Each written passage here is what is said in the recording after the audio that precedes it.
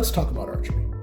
See, there are many different types of archery all over the world, and depending on the type of archery you need to do in your battlefield situation, you may or may not need to use one style or the other. And generally, despite the fact that there is a variety of styles from all over the world, there are two particular approaches that tend to be most preeminent, and that is the three-finger draw, or the Mediterranean draw, and the thumb draw, or also known as the Asiatic draw. And again, depending on what you're trying to do, one may be better for you than the other.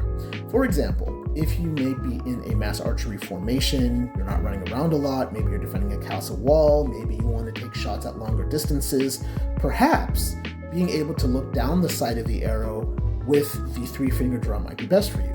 But if you're in a dynamic, fast-moving situation where you might be on a horse, you might be running, you might be using many different positions, you might need to change weapon systems very quickly, a thumb draw might work better for you. So let's take a look at some of the pros and cons of each. Please ignore my bias. Mediterranean archery is done by placing the arrow on the bow hand side. The arrow is drawn with three fingers, and aiming is typically done along the shaft. Now, some of the benefits include being able to see the shaft clearly, so that when you can aim down the arrow. Also, you end up using three fingers, which puts a little bit less stress on an individual digit. However, when you move, the arrow is not very secure, and it reduces the different ways that you can cant the bow when you aim. The thumb draw, also known as the Asiatic draw, is done by placing the arrow on the draw hand side of the bow.